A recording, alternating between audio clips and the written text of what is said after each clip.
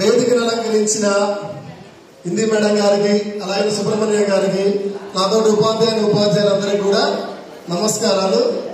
నా ప్రియమైన విద్యార్థులకి నా యొక్క ఏంటి అమ్మా, మీరు మాకంటే సీనియర్స్ అయిపోయారుగా. సరే, ఒకసారి చూద్దామా.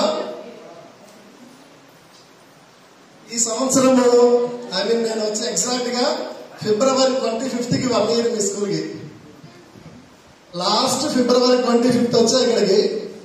మొన్న February 20 1 year అయిపోయింది, 2nd year నడుస్తుంది ఇప్పుడు.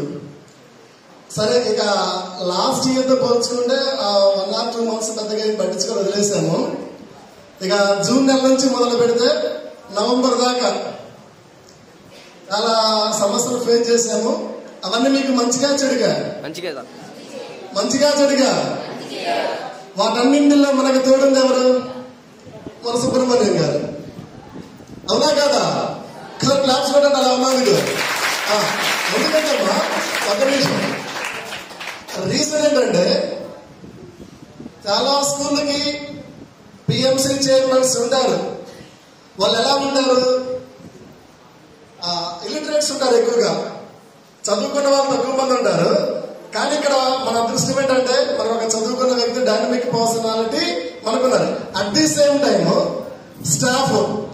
ఇక ఈ సంవత్సరం స్టాఫ్ గురించి మాట్లాడుకుంటే ఎంత చెప్పుకున్నా తక్కువే. ఏ విషయం చూసుకున్నా సరే ఉమ్మడిగా ఒక కుటుంబంలోనే అందరం కలిసి ఉండలేము. కానీ ఇటువంటి పెద్ద వ్యవస్థలో 420 మంది పిల్లల దగ్గర ఎంతమంది స్టాఫ్ ఉంటే అందరూ కలిసి కూడా ఒకే మాట మీద ఉంటారు. నిజంగా ఈ స్కూల్లో పనిచేయడం చాలా చాలా అదృష్టంగా భావిస్తున్నాను నేను.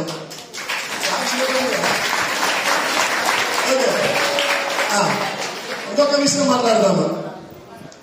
నేను ఇదే స్కూల్లో 2012వ సంవత్సరంలో ఒక వాలంటీర్ గా స్టార్ట్ చేశాను. అంటే ఏమనుకున్నామంటే, ఒకసారి ఇలాగా బండి మీద వెళ్తా, అరే ఈ స్కూల్లో ఒక్కసారైనా చెప్పాలరా అని ఒకసారి అనుకున్నా. అదేంటో ఒక సంవత్సరం కల్లా జరిగిపోయింది. ఒక 2 years పాటు ఇక్కడ వాలంటీర్ గా పనిచేశాను. దాని తర్వాత డిఫరెంట్ స్కూల్స్ లో వర్క్ చేశాను.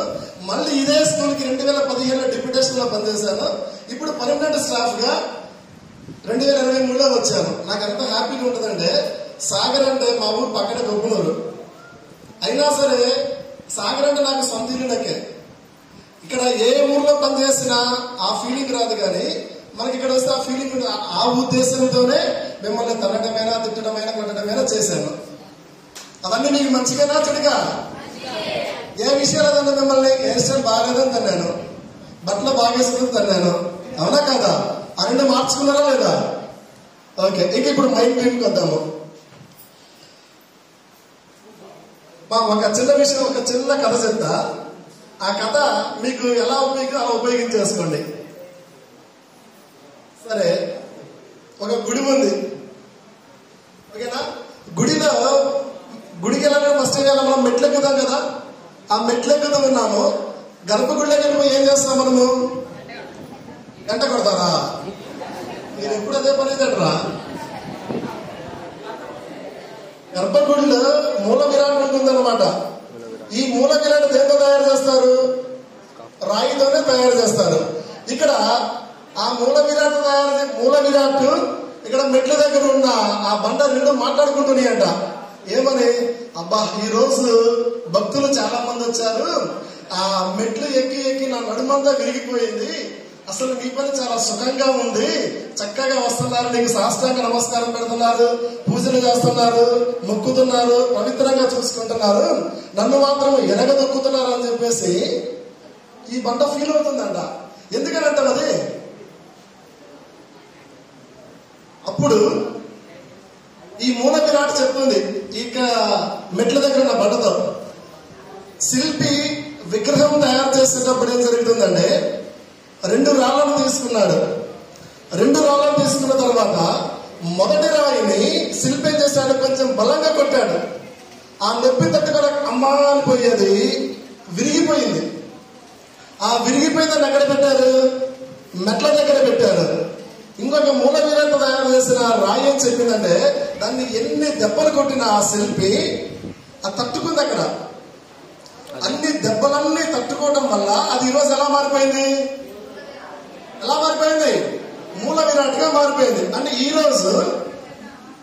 రోజు మీకు ఎలా ఇంప్లిమెంట్ చేసుకోవాలంటే, మీరు ఆల్రెడీ టీనేజ్ లో ఉన్నారు. తల్లిదండ్రులకి అత్యంత ప్రమాదకరమైన రోజులు ఇవే. పిల్లల విషయంలో మొదట 5 సంవత్సరాలు ఎంత సుకుమారంగా చూసుకుంటారో, మీరు ఎప్పుడైతే 13 నుంచి స్టార్ట్ అవుతుందో 19 వరకు కూడా చాలా జాగ్రత్తగా చూసుకోవాలా. ఎలా చూసుకోవాలా? మొదట 5 సంవత్సరాలు తంతారు, తిడతారు, దగ్గర చేసుకుంటారు, అంతా చేస్తారు. కానీ ఇప్పుడు ఎలా చూసుకోవాలా? మీ ప్రవర్తన ఎలా ఉంది, మీ చదువు ఎలా ఉంది, మీ భవిష్యత్తు ఎలా ఉండబోతుంది, ఇవన్నీ కూడా ఇక్కడే స్టార్ట్ అవుతాయి. తల్లిదండ్రులు కొంతమంది ఎట్లా ఉంటారమ్మా, చిన్న చిన్న టెంప్టేషన్స్ కి ఫీల్ అయిపోయి సూయిసైడ్స్ చేసుకుంటున్నారు. మొన్న ఒక పేపర్లో చదివా, తండ్రి ఫోన్ ఇవ్వలేదని సూయిసైడ్ చేసుకున్నాడు 10th క్లాస్ పిల్లోడు. అంత సిల్లీగా మీ లైఫ్ మీకు ఉండకూడదు. అర్థమవుతుందా? జీవితంలో చదువు వచ్చినా రాకపోయినా సరే ఏదో ఒక పని చేసుకుని బ్రతకచ్చు మనము. కానీ ఇక్కడ ఈ సమయంలో తల్లిదండ్రులు తిట్టినా, టీచర్ తిట్టినా, ఇంకేమన్నా చేసినా సరే అవన్నీ ఉలిదెబ్బలు అనమాట. ఆ ఉలిదెబ్బలన్నీ కూడా మీరేం చేయాలా? మీరు తట్టుకొని నిలబడాలా. అప్పుడేమవుతారు? ఒక మూల విరాట్లాగా నిలబడతారు. ఆ మూల విరాట్లో నిలబడితే ఈ రోజు అరేవాడు కూడా అయ్యా నమస్తే అయ్యా అంటారు. మీకు ఏంటి కావాలా? ఏం కావాలరా మీకు? అరే అనిపించుకోవాలా, నమస్కారం నమస్తే అనిపించుకోవాలా? అది ఎక్కడ స్టార్ట్ అవుతుంది? ఇది ఫస్ట్ ఇక్కడే మన స్కూల్ లెవెల్లో కూడా ఈ 10th క్లాస్ అనేది ఏంటంటే ప్రతి ఒక్కరి జీవితంలో కూడా చాలా చాలా ఇంపార్టెంట్ డేస్ అనమాట ఇవి. అర్థమవుతుందా మీకు? బాబు చిన్న బోర్గా ఉందా? సరే వినండి, భోజనాలు కూడా వచ్చాయి, తిందాం. ఇక్కడ ఇంకొక విషయం అమ్మా, ఈ మధ్య కాలంలో నేను రవితేజ ఒక సినిమా చూసా. ఏ సినిమా చెప్పండి, ఇంతకు ముందు కూడా చెప్పుకుంటాను. ఈగలు కాదమ్మా, దానికంటే ముందు ఒక సినిమా వచ్చింది, దొంగలా ఉంటాడు, టైగర్ నాగేశ్వరరావు. ఏం సినిమా? దానిలో ఒక చిన్న డైలాగ్ చాలా బాగుంటుంది. ఏంటంటే, ఓ పిల్లవాడిని పోలీసులు తీసుకెళ్తుంటారు. అదే పోలీస్ జీప్ లో ఎవరంటారు? టైగర్ నాగేశ్వరరావు ఉంటాడు. ఏరా మీ నాన్న అప్పుడే స్టార్ట్ చేశాడు నీతో అని చెప్తాడు అక్కడ. అప్పుడేమంటాడు? నేను దొంగతనం చేసి జైలుకి వెళ్ళడం లేదు, చదువుకోవడానికి జైలుకి వెళ్తున్నాను చెప్పాడు. అంటే స్టేషన్లోనంట జువైనల్ స్టేషన్స్ తీసుకెళ్తారు వాళ్ళే, 16 ఏళ్ళు కొందరిని. అక్కడ ఏం చేస్తారు? చదువు చెప్తారు, 3 పూట్ల అన్నం పెడతారు. అర్థమవుతుందా? అప్పుడు ఒక డైలాగ్ చెప్తాడు, ఒక జాతిలో ఒక వ్యక్తి చదువుకోవటం వల్ల ఆ జాతి మొత్తం కూడా చాలా బాగా మారింది. ఆ వ్యక్తి ఎవరైనా డాక్టర్ బాబాసాహెబ్ అంబేద్కర్ గారు. ఆ పిల్లడు డైలాగ్ చెప్తాడు, అంబేద్కర్ అనే ఒక వ్యక్తి చదువుకోవటం వల్ల ఒక జాతి మొత్తం మారింది. నేను చదువుకోవడంలో కూడా నా స్టువర్ట్పురం ప్రజలందరూ కూడా మారతారేమో చిన్న ఆశ. అంటే చదువు యొక్క ఇంపార్టెన్స్ ఎంత ఉందో తెలుసుకోండి అక్కడ. అర్థమవుతుందా? మనం అంబేద్కర్ గారితో పోల్చుకుంటే మనం పడే కష్టాలు చాలా తక్కువ. మహానుభావుడు ఈ రోజున ఎక్కడున్నాడో, కానీ ఈ రోజు ఆయన అందరికీ అన్ని రకాల హక్కులు కల్పించారు. ఆయన యొక్క ఆశయాలు మనం నిజంగా నిలబెట్టాలంటే మనం ఇక్కడ జాగ్రత్తగా చదువుకోవాలా, 10 మందికి మనము సేవ చేయగలగాల. కాబట్టి నాకు ఈ అవకాశం ఇచ్చిన పెద్దలందరికీ కూడా నా యొక్క ధన్యవాదాలు తెలియజేస్తున్నాను.